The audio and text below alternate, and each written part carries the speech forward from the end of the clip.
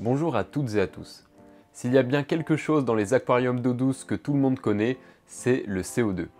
Pourquoi on connaît autant le CO2? Eh bien tout simplement parce que c'est l'élément principal qu'on doit insérer dans un aquarium lorsqu'on veut de belles plantes. Des plantes rouges, des plantes en bonne santé. Vous allez aller dans n'importe quelle animalerie, une petite ou une grosse, spécialisée ou non, ils vont vous dire il faut mettre du CO2 pour avoir de belles plantes.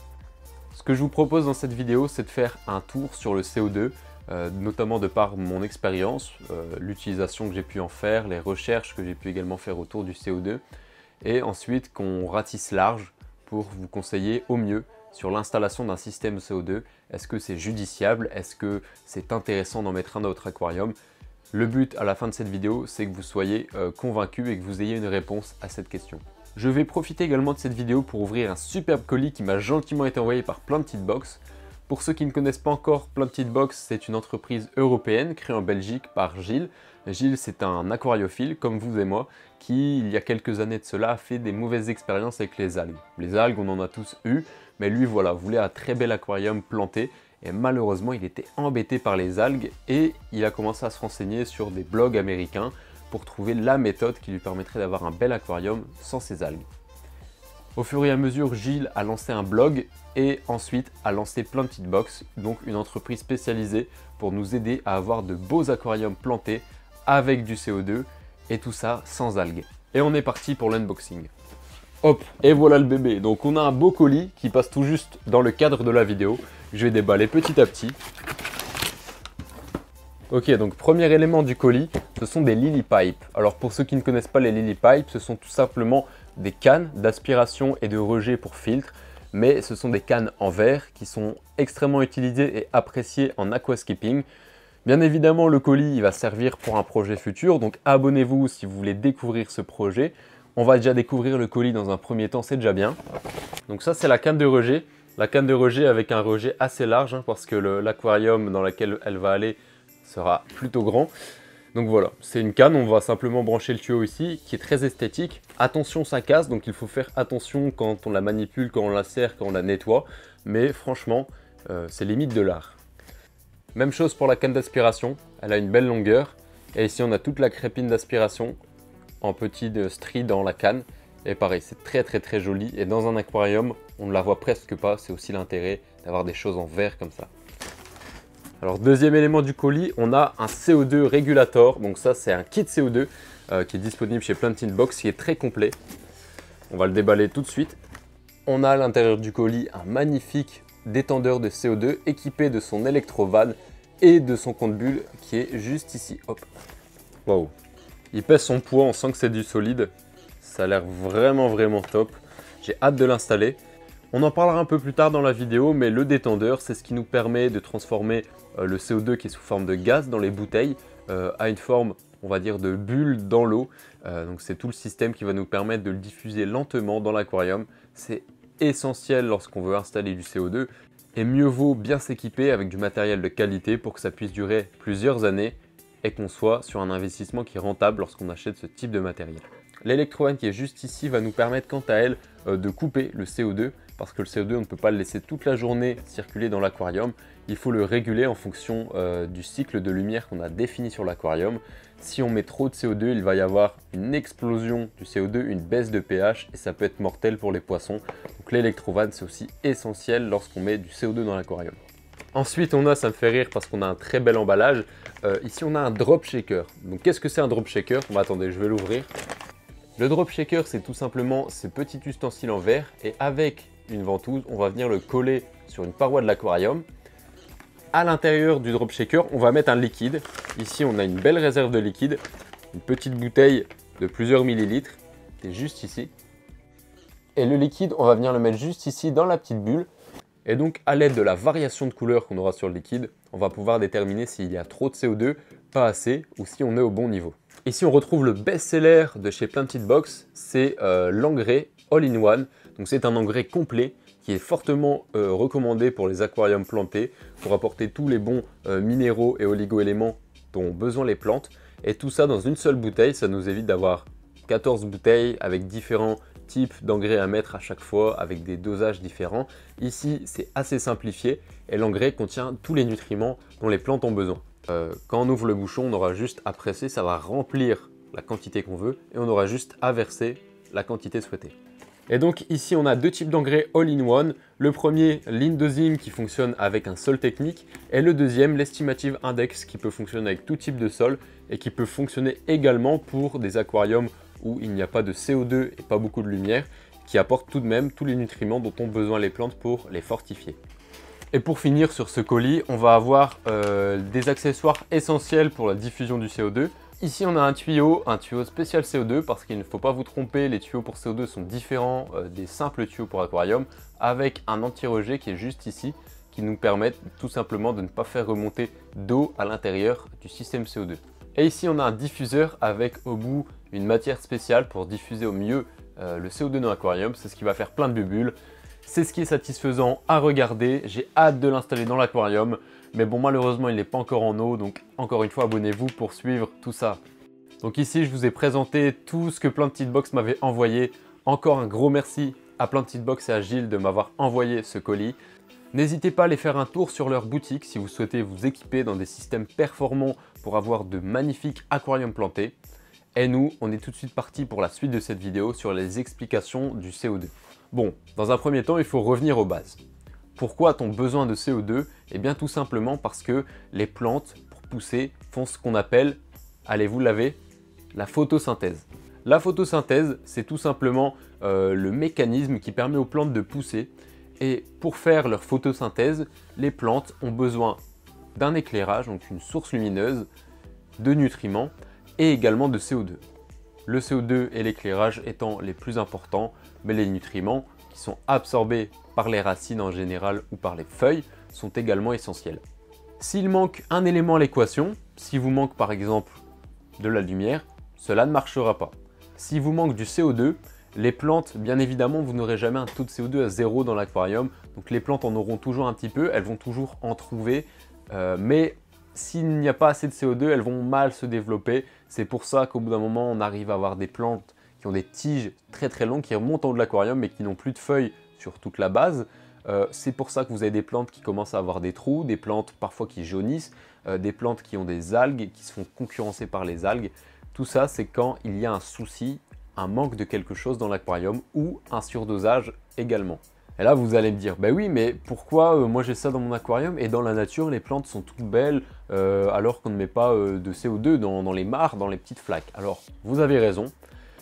Mais il y a quand même du CO2 dans tous les milieux aquatiques naturels, bien évidemment.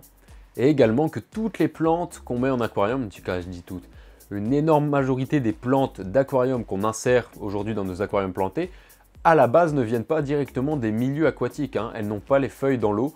La plupart du temps, c'est des plantes qui poussent sur les berges, donc qui ont les pieds dans l'eau, qui sont dans des environnements saturés d'humidité, mais qui ont un CO2 qui est extrêmement disponible. C'est-à-dire que leurs feuilles arrivent à capter le CO2 qui est présent dans l'air, mais dans l'eau, le CO2 a tendance à s'évaporer très très vite, à sortir de l'eau, et donc il y a un manque de CO2 si vous n'en injectez pas, comme ce qu'on fait actuellement dans nos aquariums. Il y a des plantes qui poussent d'ailleurs très bien sans CO2 ou avec des niveaux de CO2 très faibles, et en général ce sont des plantes qui sont dites aquatiques, des plantes on va dire faciles, dans le commerce on vous les vend sous plantes faciles, plantes à pousse rapide.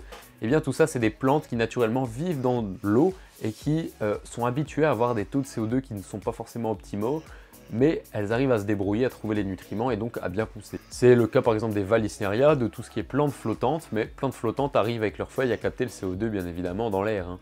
Donc les racines poussent, mais tout ça c'est des plantes sans CO2, ne vous embêtez pas, ça pousse très très bien. Si vous voulez que vos plantes aient des belles couleurs, qu'elles poussent correctement et qu'elles prennent également un aspect un peu touffu, eh bien il faut apporter tous les nutriments qu'il n'y a pas dans l'eau au naturel, le CO2 et les engrais. Les plantes, quand vous allez mettre du CO2, elles vont pousser plus vite, donc elles vont avoir des feuilles qui vont être plus larges, plus colorées, et également les systèmes racinaires vont davantage se développer, puisque les plantes, les feuilles arrivent à capter plus de nutriments, la plante est en meilleure santé tout simplement. On en a parlé un tout petit peu, mais une chose qui attire énormément de personnes vers le CO2 et les plantes, c'est les couleurs rouge, violette, rose, orange que peuvent avoir certaines variétés. Il faut savoir que pour 95% des cas de ces plantes, il va falloir mettre du CO2 pour que ces plantes poussent correctement. Sinon, soit elles vont devenir vertes, ou soit elles vont tout simplement dépérir dans l'aquarium. Donc le CO2 pour maintenir en général de belles plantes rouges, oranges, etc. est essentiel. Et forcément, un autre effet qui découle d'injecter du CO2 dans l'aquarium va être la concurrence contre les algues. Il y a beaucoup de problèmes avec les algues chez les aquariophiles, notamment débutants, mais ne vous inquiétez pas, tout le monde en a au bout d'un moment. C'est parce qu'il y a forcément des nutriments qui sont disponibles, alors pas forcément du CO2, mais il va y avoir des nutriments, du fer, des nitrates aussi également, et tous ces nutriments, comme vos plantes manquent de CO2, eh bien, on va dire, elles ne poussent pas suffisamment rapidement pour absorber tous les nutriments qui restent dans l'eau. Conséquence, eh bien, vos algues vont arriver pour dire il y a un surplus de nutriments, moi je me sers, hein, attention, on ne va pas laisser ça traîner. Les algues sont opportunistes, elles voient des choses dans l'aquarium et elles vont directement les manger. Si vous mettez du CO2, bien sûr à bon dosage, vos plantes vont pousser tout d'un coup plus vite puisqu'elles vont être en meilleure santé, on va dire en forme, et donc elles vont absorber les nutriments qu'il y a dans l'aquarium. Les algues qui vont donc se pointer vont se retrouver nez à nez avec un aquarium qui n'a plus tant de nutriments disponibles que ça, et soit elles ne vont pas apparaître, ou soit elles vont apparaître mais elles ne vont pas se développer et vous envahir. Vous allez simplement les retirer, elles ne reviendront plus parce que les nutriments ne sont plus assez disponibles pour elles. Il faut savoir également que le CO2 fonctionne en adéquation avec les engrais et la lumière, forcément, puisque les plantes font leur photosynthèse. C'est pour ça également que je vous ai présenté juste avant sur le détendeur qu'il y avait une petite électrovanne. Une fois que votre lumière est allumée, les plantes, on va dire, vont se réveiller et à ce moment-là, leurs stocks de CO2 sont faibles et donc elles vont avoir besoin de le capter dans l'eau. C'est donc au moment où votre lumière est allumée que votre détendeur va devoir s'ouvrir pour laisser passer le CO2 dans l'aquarium et donc donner accès aux plantes au CO2. Une fois que votre lumière s'éteint, la plante est au repos et donc elle ne va plus capter le CO2 présent dans l'aquarium. Au contraire, elle va même en relâcher. La journée, elle va relâcher de l'oxygène, le soir, elle va consommer l'oxygène, mais elle va relâcher le CO2.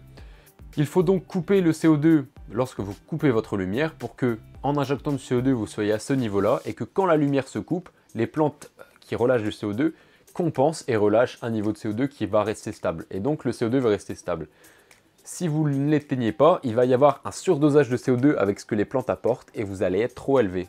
Donc voilà, d'où l'intérêt d'avoir une électrovanne, ce qui est donc nécessaire en aquariophilie. Il y a plusieurs méthodes pour injecter du CO2. La première, on va dire que c'est la méthode DIY, la méthode la plus simple. C'est une méthode qui consiste à faire une réaction entre des levures et du sucre. Pour ma part, je ne l'ai jamais testé, je ne le testerai sûrement jamais puisque je n'ai pas vraiment confiance en ce système. Pas que ça ne produit pas de CO2, bien au contraire, mais c'est que c'est beaucoup plus compliqué à gérer au niveau de la diffusion. Comme c'est un système que vous allez faire avec des bouteilles, il n'y a pas de système électronique pour couper le CO2. Vos niveaux de CO2 peuvent exploser, la qualité du CO2 peut aussi diminuer très rapidement. Une fois que les levures ont consommé tout le sucre, eh bien, la souche de la production de CO2 va se stagner et elle va diminuer. C'est quelque chose qu'on peut difficilement mesurer et personnellement c'est quelque chose que je ne recommanderais pas car trop compliqué, trop instable et trop fluctuant. Vous avez ensuite des marques qui proposent des kits jetables, donc simplement un petit kit, vous mettez votre bouteille, vous mettez le diffuseur, ça va relâcher du CO2. Une fois que c'est fini, hop, pour moi on peut faire beaucoup plus intelligent. Un système comme je vous l'ai présenté avec un détendeur, une électrovanne et également une bouteille de CO2 qui est derrière moi, bien tout ça, ça va être quelque chose de durable, vous allez le garder des années et des années. La bouteille, une fois qu'elle est vide, vous pouvez aller la faire recharger en magasin spécialisé ou dans des brasseries par exemple. Et le détendeur, tant qu'il fonctionne, vous ne le jetez pas et en général, quand c'est de la qualité, ça dure 10, 20, 30 ans. Il y a des inconvénients liés au CO2 et notamment qu'un surdosage de CO2 peut être mortel et fatal pour votre aquarium et vos poissons. Car trop de CO2 va faire baisser votre KH et votre pH et donc va créer une eau trop acide pour vos poissons, ce qui peut tuer toute une population de poissons. Ça ne fait pas rêver une fois que je vous dis ça, mais rassurez-vous, c'est assez rare de faire ceci. En effet, si vous faites bien les choses, que vous vous renseignez bien avant et que vous installez un drop shaker, vous allez très vite contrôler les niveaux de CO2. Si votre drop shaker vous indique qu'il y a trop de CO2, eh bien il faut réduire tout simplement la fréquence et le dosage de CO2 que vous mettez. Il faut diminuer le nombre de bulles à l'aide de la petite molette qu'il y a sur votre détendeur. Mais il faut le savoir, ça peut être très dangereux de mettre trop de CO2 dans un aquarium.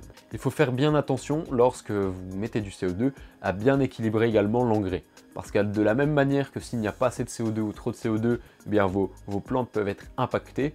S'il y a une bonne dose de CO2 mais que vos engrais sont mal dosés, qu'il n'y en a pas assez par exemple, eh bien les plantes vont avoir des difficultés et vous allez peut-être avoir des algues. S'il n'y a pas assez d'engrais ou trop d'engrais, eh bien les plantes vont stresser, elles ne vont plus avoir assez de force, hop, apparition d'algues. Par exemple, je dis ça, je dis rien. Il ne faut pas prendre ce que je dis comme quelque chose qui va arriver à 100%, mais c'est des risques qui pourraient arriver, donc il faut bien calibrer la lumière, le CO2 et les engrais pour avoir un bel aquarium planté. Pour résumer, il y a donc énormément d'avantages et de points positifs à mettre du CO2 dans l'aquarium, notamment si vous voulez un aquarium bien planté avec de jolies plantes qui ont des belles couleurs, qui poussent rapidement, qui ont de belles formes et qui sont en bonne santé, eh bien il va vous falloir du CO2. Attention tout de même à bien regarder, à ne pas acheter n'importe quel système, à acheter du matériel de qualité. Il faut également penser à ne pas laisser ce type de matériel, par exemple à la portée d'enfants, qui pourrait, imaginons, faire tomber le système, le dérégler, et tous ces impacts-là pourraient avoir de réelles conséquences sur votre aquarium. Donc faites bien attention avec ce système, on ne joue pas n'importe comment avec le CO2, mais une fois que c'est bien calibré, vous allez avoir un aquarium qui est magnifique. Je tiens encore une fois à remercier Plein de Petites Box et je vous encourage fortement à aller faire un tour sur leur boutique, le lien est en description. N'hésitez pas à aller voir ce qu'ils font au niveau des lily pipes, au niveau de tout le système CO2. Ils vendent également des kits complets avec la bouteille, le détendeur, l'électrovan, le drop shaker, le compte-bulle, etc. Donc allez faire un tour sur cette boutique, je pense que ça peut être toujours instructif, surtout que sur le site il y a disponible des e-books pour vous donner des conseils. La vidéo touche maintenant à sa fin, je vous remercie d'être resté jusqu'au bout. N'hésitez pas maintenant à liker la vidéo si elle vous a plu, si vous avez appris des choses. Si vous voulez voir le fameux projet que je vais réaliser avec tout ce beau matériel, je vous invite fortement à vous abonner et à activer la petite cloche de notification. Je vous invite également à me suivre sur mes différents réseaux, TikTok et Instagram notamment. Le nom est le même que sur ma chaîne YouTube, mais les liens sont en description. Je vous invite également à aller faire un tour sur ma boutique d'outils spécialisés. Au total, c'est plus de 25 outils qui sont disponibles sur ma boutique, en passant par les ciseaux, les pinces, les lave-vitres et autres outils spécialisés pour aquarium. Et en attendant, je vous dis prenez soin de vous, prenez soin de vos animaux et de vos aquariums. Et on se retrouve très prochainement pour ce magnifique projet qui me tient à cœur. Salut!